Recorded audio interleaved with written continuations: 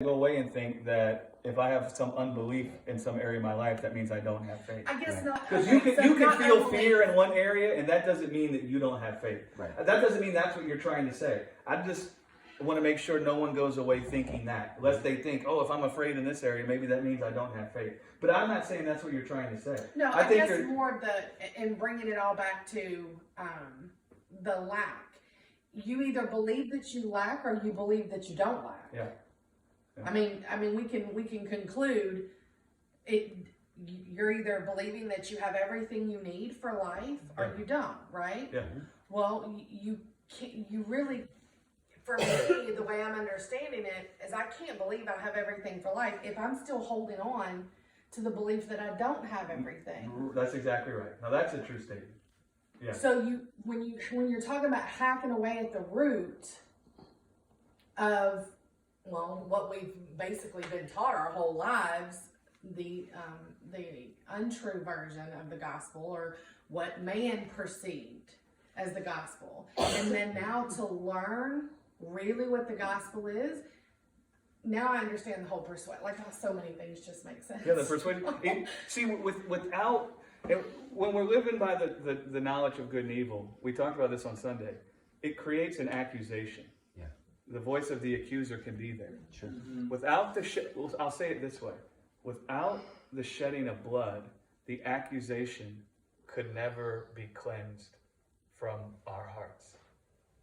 Without the shedding of blood. Yeah. And now I'll explain it.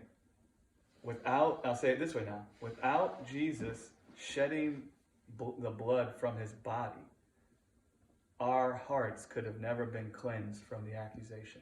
Why?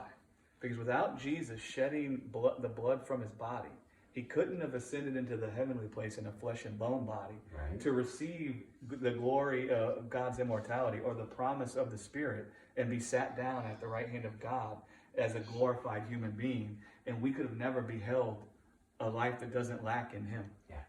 Which is what removes the accusation from our heart. Yes. We behold our lives in him. We see in him is a glorified immortal life in human flesh.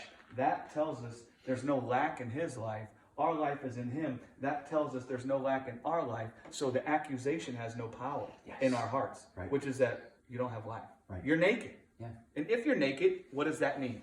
That's the accusation. You're naked. What does that mean that you're naked? Well, now that accusation has been cleansed from my heart because Jesus first shed the blood out of his body, because flesh and blood can't inherit immortality. He sheds the blood out of his body. He let it run out of his body. Now he's raised in a flesh and bone body. Now he ascends into the heavenly place in the flesh and bone body.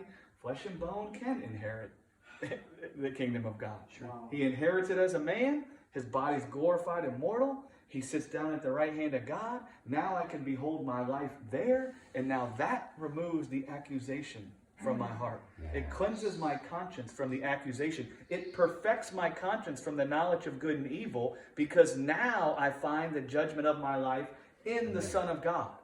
Right? But I couldn't have found, there would have been no judgment that can purge my heart from the accusation if Jesus hadn't shed the blood from his body. Right. If he hadn't gotten rid of the blood that was in his body and come alive in a flesh and bone body, he could have never gotten rid of the accusation. There'd have been nothing for me to behold. Because flesh and blood can't inherit the kingdom of God. You see? Yes. Yes. Yes.